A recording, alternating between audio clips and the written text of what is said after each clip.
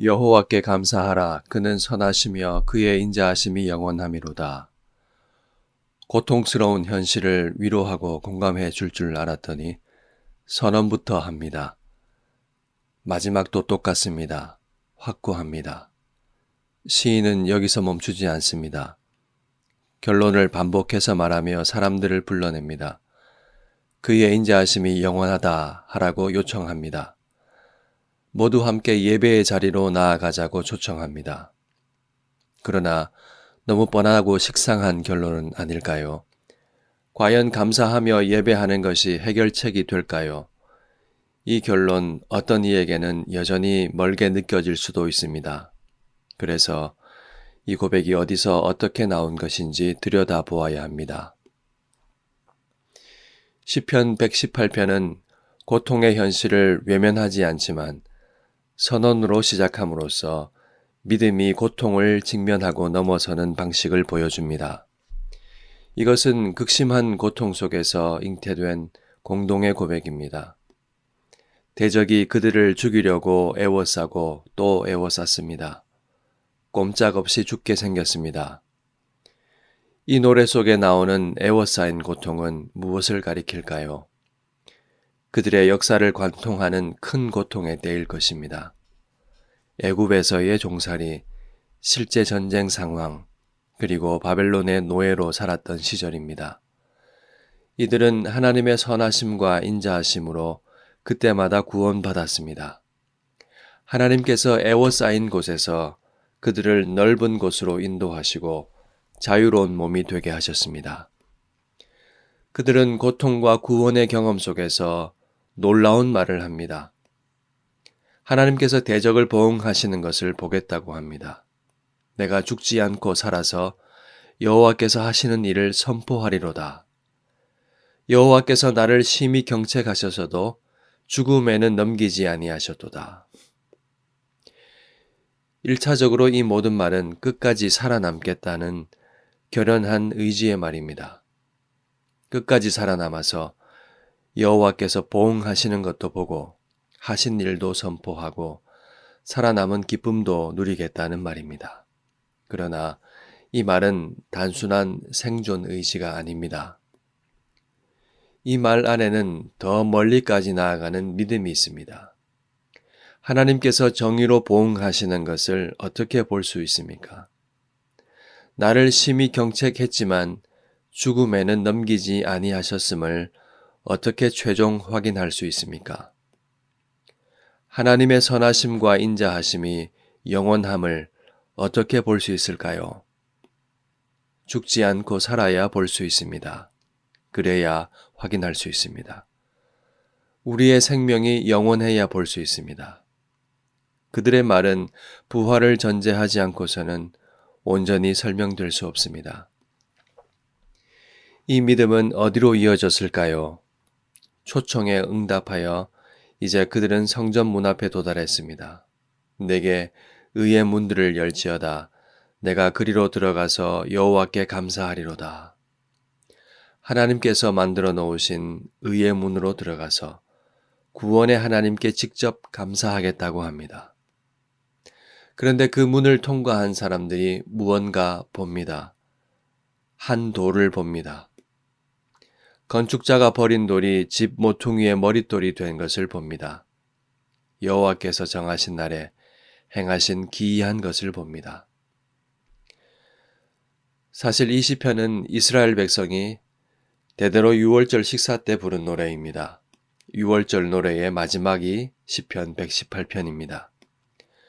마태복음 26장 30절을 보시면 이에 그들이 찬미하고 감난산으로 나아가니라 라고 되어 있습니다. 예수님은 제자들과 함께 유월절 식사를 마치시고 이 시편의 노래를 부르시며 감난산으로 가셨을 것입니다.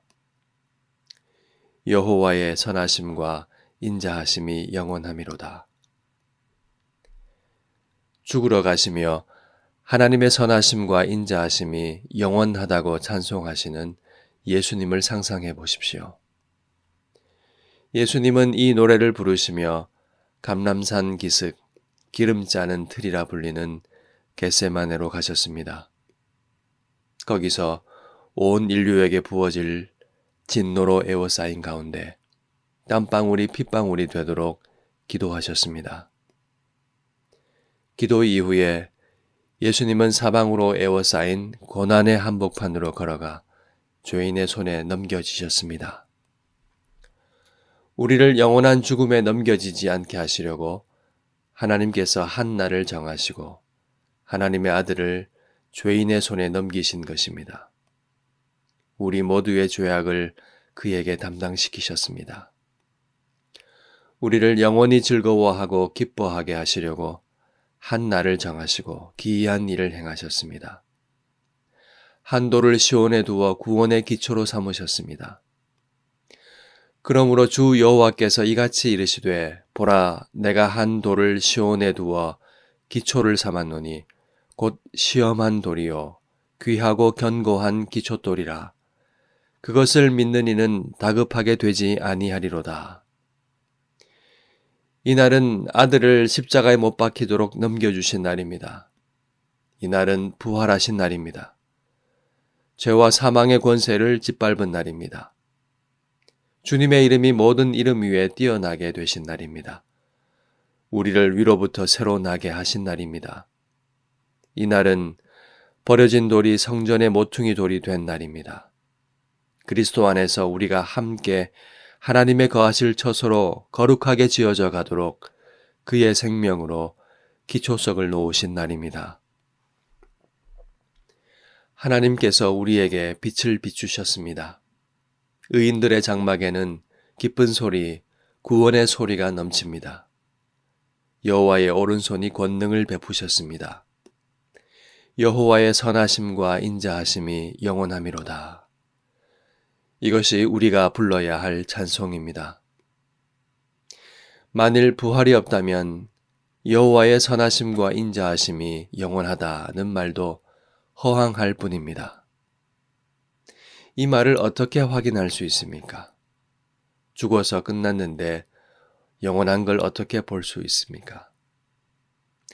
우리는 살아서 하나님의 선하심과 인자하심이 영원함을 선포하는 자로 부름받았습니다. 부활의 신앙은 우리 삶의 방식이어야 합니다.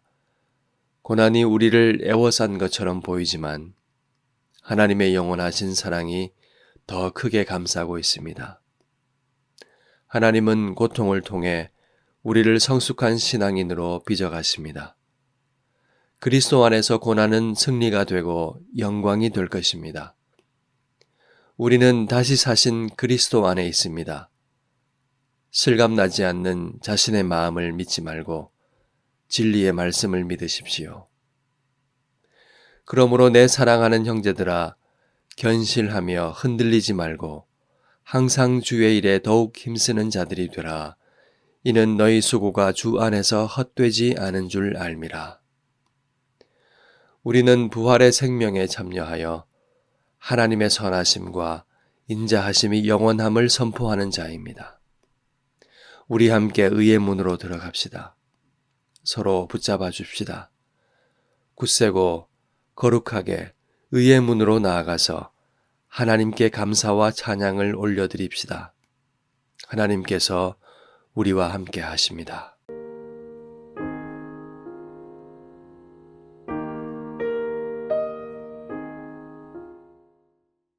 하나님의 선하심과 인자하심이 영원합니다.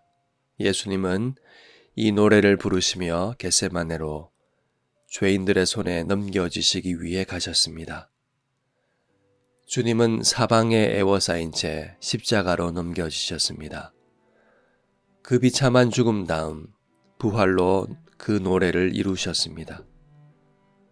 우리가 감히 영원을 말할 수 있는 것은 우리의 생명이 그리스도 안에서 영원하기 때문입니다. 우리는 어려움 속에 하염없이 눈물만 짓는 사람이 아닙니다. 고통 중에도 살아서 주의 선하심과 인자하심이 영원함을 선포할 사람입니다. 함께 기도합시다. 우리에게 영원한 생명을 주시려고 아들을 넘겨주시고 부활하게 하신 하나님의 사랑을 깊이 깨닫게 하시고 감사와 찬양을 올려드리는 참된 예배자가 되게 하소서.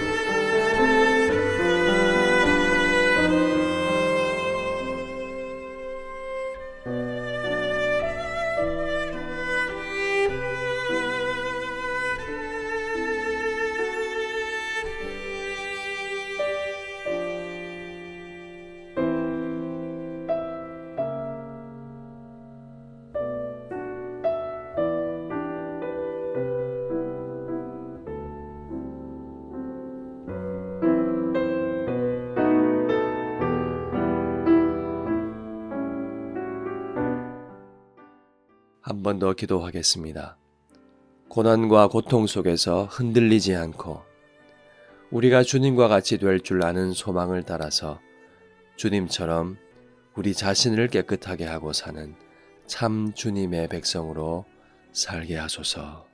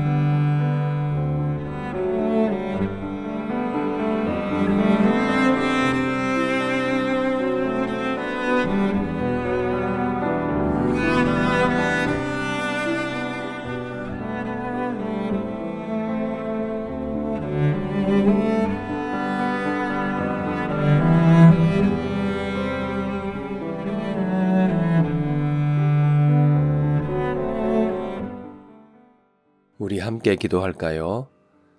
서로 붙잡아주며 신앙의 길을 함께 걸어가게 하소서.